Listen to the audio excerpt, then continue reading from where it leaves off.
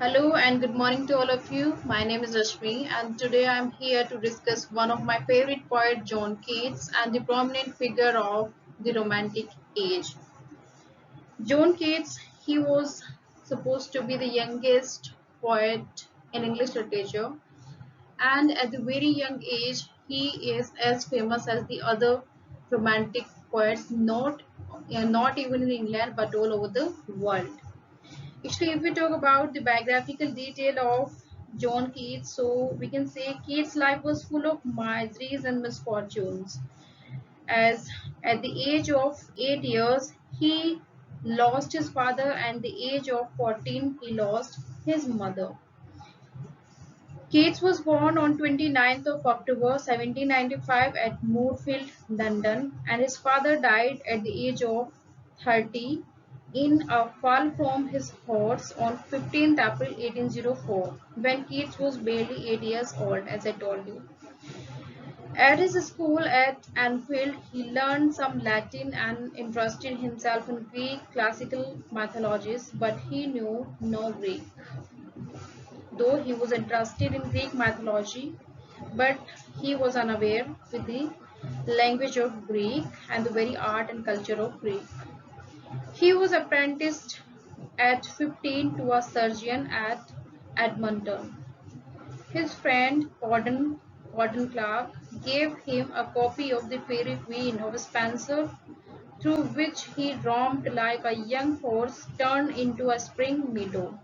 And this was the first time this was the first movement which arises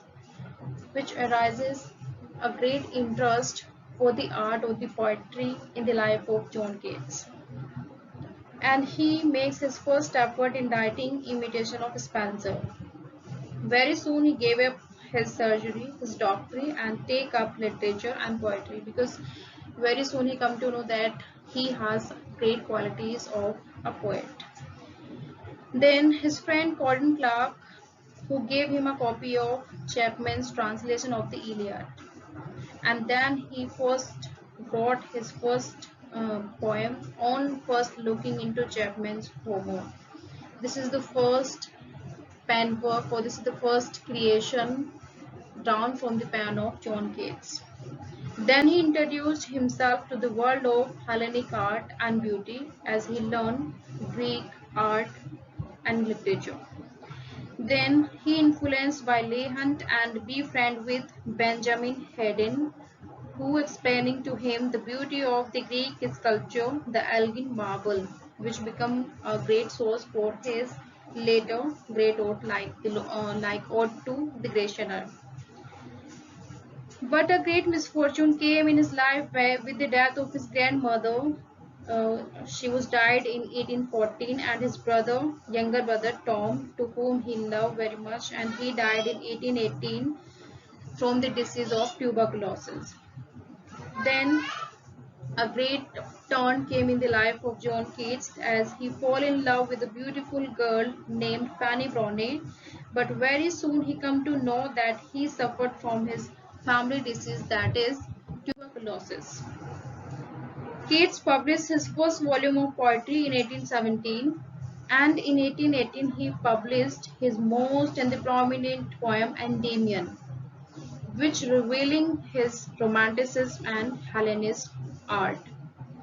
But it was savagely attacked by Quarterly Review and Blackwood Magazine. In Blackwood Magazine, a comment is referred on Keats that Mr. Keats is still a smaller poet.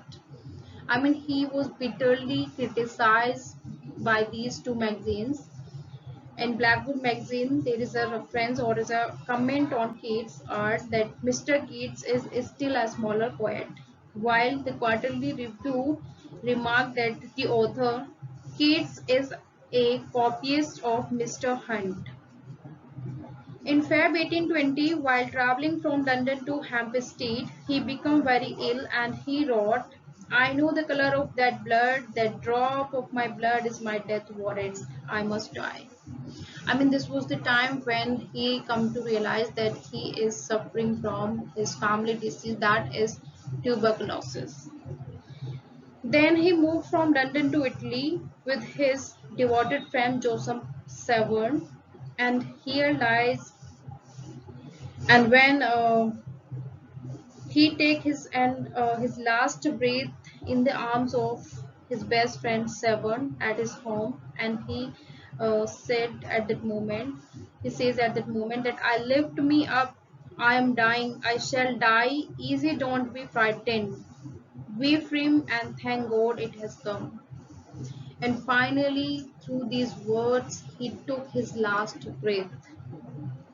And there is a great line uh, that is inscribed on his grave, or the epitaph of Keats' grave, that here lies one whose name was writ in water. It is partly taken from Beaumont and Fletcher Philister. So this is the very biography, or the biographical detail of John Keats, and in the in this slide now we will discuss by John Keats. If we talk about the important works written by John Keats, as I mentioned here, there is a list as I mentioned in this slide. And if we talk about a little bit detail into the work, so the very first work is On First Looking into Chapman's Homer. On First Looking Chapman's Homer, and it was written during the year 1816. And this is the very first attempt of writing by the side of Keats, and it is basically a Petrarchan sonnet, and the most important and the most quoted line from this sonnet is, much have I travelled in the realm of gold, and many goodly states and kingdom seen. Then the next and the most important poem written by Keats is Endymion. Endymion, which was written during 1818. Actually, it's a long narrative poem about a Greek myth that deals the love of moon goddess Cynthia with a Greek youth Endymion. And the very famous line which ever asked in many of the exams, a thing of beauty is a joy forever. A thing of beauty is a joy forever. It is taken from this poem Endymion. And this poem is dedicated to Thomas Chatterton, written in iambic pentameter, or you can say heroic couplet. Then if we talk about the next one, that is Isabella, or the Port of Basil. Isabella, and the subtitle is the Port of Basil, and it was written during 1818, and it's a narrative poem written in Ottawa Rima. It deals the love of Isabella and Lorenzo. Lorenzo, the lover of Isabella. I mean, it's about the love affair, or the relationship of Isabella and Lorenzo. Then it can also be said that it is a precursor poem of the Eve of Saint Agnes, the next poem of John Keats. Then next is Lamia. Lamia, it is a narrative poem appeared in a volume Lamia Isabella, the Eve of Saint Agnes and other poems in July 1820. And the theme or the source of this poem Lamia is Burton's Anatomy of Melancholy. Robert Burton's The Anatomy of Melancholy is the very source of this poem Lamia.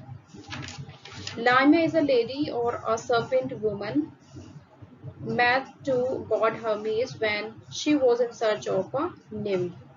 I mean, this is a little bit detail of the story, or the theme, or you can say the very subject matter of this poem Lamia. Then the next and the unfinished poem, which is called the unfinished poem, that is Hyperion. Hyperion, 1818. It was written during the year 1818, highly modeled on Milton Paradise Lost. And this is written in blank verse. And the most famous line quoted in this, the first in beauty shall be first in might. The first in beauty shall be first in might. And this is an unfinished poem by the side of the poet John Keats. Then the next work, The Eve of Saint Agnes. It was written during the year 1819. Actually, this year 1819, it was a very fruitful year for the in the life of the poet John Keats, because most of the great work written in this year 1819. The Eve of St. Agnes 1819, it's a romantic narrative poem written in Spenserian stanza based on a folk belief that a girl could see her future husband in her dream if she performs all the rituals on the Eve of St. Agnes. Actually, what is the Eve of St. Agnes? The Eve is actually, it's a festival that was celebrated on 20th January in England, and 20th January of every year it is celebrated, and it's a belief that if a girl could see, if a girl perform all the rituals on the eve of Saint Agnes, then she could see her future husband in her dream. Then the next is La Belladam Sans Mercy.